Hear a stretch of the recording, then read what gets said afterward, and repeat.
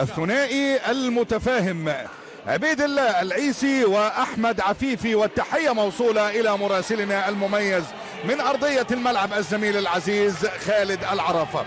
بسم الله الرحمن الرحيم. سيداتي أنساتي سادتي أعزائي أحبائي في كل مكان، طيب الله أوقاتكم بكل خير. مشاهدينا متابعينا مستمعينا من كل أرجاء الوطن العربي الكبير، هنا عبر شاشتكم المفضلة SSC، هنا في فاينل الكوبا ديل ري، هنا في الفينال، هنا في النهائي رقم 40 بالنسبة للريال الماركا.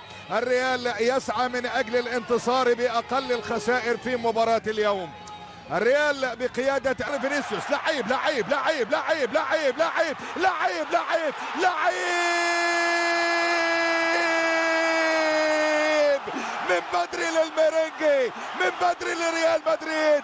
فينيسيوس جونيور يصنع ورودريجو يضرب والسيليساو تحت امر الميرينجي يا ريال مدريد. ريال مدريد في الدقيقة الثانية مبين الى عرضية، ولكن المرة دي خبطت وسط لتورو.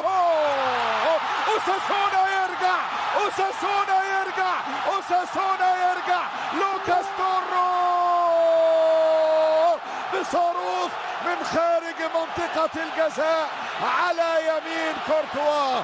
1-1. يطلع جارسيا لتسديدة من كروس. هو الثاني، هو الثاني، هو الثاني لريال مدريد. رودريجو يخطفها، رودريجو، وبخبرة رودريجو الريال يتقدم.